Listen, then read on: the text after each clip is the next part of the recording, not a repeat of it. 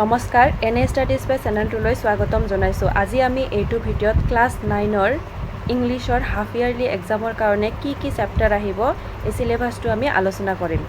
কি চেপ্টাৰ আৰু লগতে কি গ্ৰামাৰ আহিব গোটেইখিনি আমি আলোচনা কৰিম। তোমালোকে ভিডিঅ'টো শেষলৈকে চাই যাবা। তো ইয়াতে তোমালোকৰ এক্সাম হ'ব 90 মাৰ্কছৰ আৰু 10 মাৰ্কৰ চাগে তোমালোকৰ প্ৰজেক্ট এইবিলাক দি দিব, কিবা লিখিব দি দিব আৰু 90 মাৰ্কছৰ ভিতৰত তোমালোকে পাছ কৰিব হ'লে 27 মাৰ্কছ পাব লাগিব। মানে ইয়াৰ পৰা MCQ প্লাছ থিয়ৰী বথ আহিব। তো ফাৰ্ষ্ট বিহাইভ কিতাপখনৰ পৰা মানে পাঠ গদ্যৰ পৰা কি আহিব, তিনিটা চেপ্টাৰ আহিব। The fun they had, the sounds of music, এই দুটা চেপ্টাৰ চাগে তোমালোকৰ ফাৰ্ষ্ট ইউনিট টেষ্টত হৈ গৈছে। এতিয়া নতুনকৈ পঢ়িব লাগিব তোমালোকক মাই চাইল্ডহুড। তাৰপিছত কবিতাৰ কাৰণে কি পঢ়িব লাগিব, ইয়াতেও তিনিটা কবিতা পঢ়িব লাগিব। The road not taken, the lake isle of Innisfree and a legend of the Northland. ইয়াতে চাগে তোমালোকে এইটো ফাৰ্ষ্ট ইউনিট টেষ্টৰ কাৰণে পঢ়ি গৈছে, ইয়াত দুটা পঢ়িব লাগিব এতিয়া। তাৰপিছত তোমালোকৰ আৰু এখন যে কিতাপ আছে ছাপ্লিমেণ্টাৰী ৰিডাৰ মমেণ্টছ নাম, এইখনৰ পৰা কোনটো চেপ্টাৰ পঢ়িব লাগিব, ফাৰ্ষ্ট চেপ্টাৰটো the adventures of Toto', the adventures of Toto'. এইবিলাক চেপ্টাৰ তোমালোকে প্লিজ মোৰ চেনেলটো ছাবস্ক্ৰাইব কৰি ৰাখিবা। মই গোটেইখিনি তোমালোকক দি দিম ভালকৈ। ওপৰৰ দুটা নে তিনিটা চেপ্টাৰ দি দিছোঁ আৰু বাকীখিনি এতিয়া হাফ ইয়াৰলিৰ কাৰণে মই গোটেইখিনি ভালকৈ দি দিম আৰু ইম্পৰ্টেণ্ট কুৱেশ্যন সকলোখিনি মই তোমালোকক দি দিম। তোমালোকে প্লিজ চেনেলটো ছাবস্ক্ৰাইব কৰি ৰাখিবা আৰু ভালকৈ পঢ়া। এতিয়া গৰমৰ বন্ধ শেষ হ'ল আৰু হাফ ইয়াৰলিৰ কাৰণে এতিয়াৰ পৰাই চিৰিয়াছ হৈ লোৱা।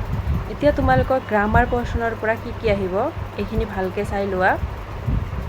তোমালোকৰ ৰিডিং কম্প্ৰিহেনশ্যনৰ পৰা মানে পেছেজ যে দিয়ে লিখিব, মানে কিবা এটা টেক্সট উঠাই দিয়ে, তাৰপিছত তাৰ ভিতৰতে এনচাৰখিনি সোমাই থাকে, তলত কুৱেশ্যন দি দিয়ে, তাৰ পৰা এনচাৰ মানে বিচাৰি উলিয়াব লাগে যে সেইটো দি দিব এইবাৰ মানে হাফ ইয়াৰলি এক্সামত।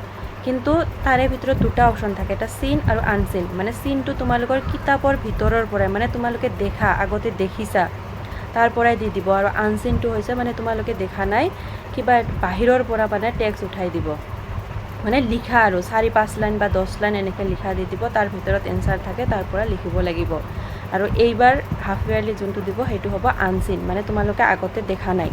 এইবিলাক টেনশ্যন নকৰিবা, মই তোমালোকক সকলোবিলাক কুৱেশ্যন আনিম, মানে এইবিলাক তোমালোকক ভালকৈ বুজাই দিম, তোমালোকে পঢ়ি যোৱা।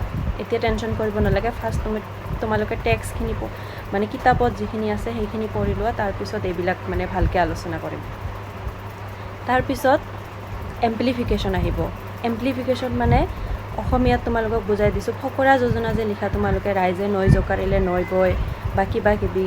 ইংলিছত আছে friends in need is friend is did, এইবিলাক মানে কিবা এটা লাইন দি দিব, এই লাইনটোৰ মানে মিনিং কি হয় তোমালোকে অলপ বহলাই লিখিব লাগিব, মানে এক্সপ্লেইন কৰি লিখিব লাগিব, অসমীয়াত যেনেকৈ তোমালোকে পঢ়া ঠিক তেনেদৰে।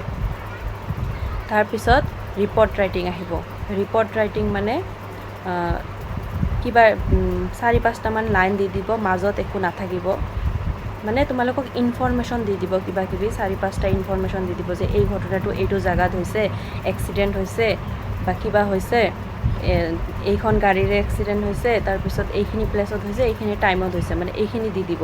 তাৰপিছত তোমালোকে এইটোৰ পৰা ভালকৈ ৰিপৰ্ট লিখিব লাগিব। ৰিপৰ্ট লিখোঁতে ফাৰ্ষ্টত মানে এটা নাম দিব লাগে, তাৰপিছত তলত ডেট আৰু কিবা এইবিলাক দিব লাগে, দি ভালকৈ লিখিব লাগে।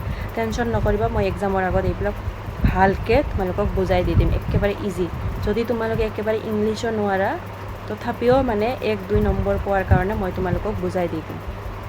তাৰপিছত মেইন গ্ৰামাৰৰ পৰা কি আহিব, টেন্স আহিব। টেন্সটো আহিবই, তোমালোকক চেঞ্জ কৰিব দিব, মানে চেণ্টেঞ্চ দিব, বেলেগ বেলেগ টেন্সত চেঞ্জ কৰিব দিব।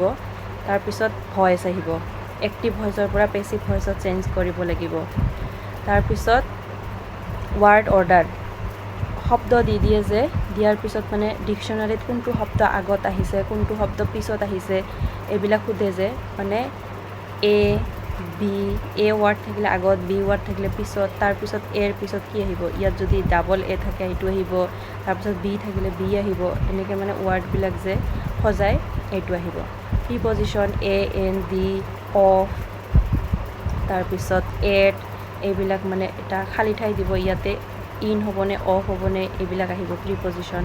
তাৰপিছত কুৱেশ্যন পেটাৰ্ণ, টেক কুৱেশ্যন কিবা কিবি বহুত আছে এইবিলাক গোটেইখিনি তোমালোকৰ হাফ ইয়াৰলি এক্সামত আহিব আমাৰখিনিৰ কাৰণে টেনশ্যন নকৰিবা ইউটিউবত আৰু বহুত ভিডিঅ' আছে আৰু ময়ো দি দিম তোমালোকক ভালকৈ এইবিলাক বুজাই দি দিম টেনশ্যন নকৰিবা এতিয়াৰ পৰা জাষ্ট পঢ়ি লোৱা এইখিনিয়ে হ'ল তোমালোকৰ হাফ ইয়াৰলি এক্সামৰ কাৰণে চিলেবাছ 6 মাহিলী এক্সামৰ কাৰণে এতিয়া তোমালোকে চিলেবাছখিনি পালা ভালকৈ পঢ়ি যোৱা থেংক ইউ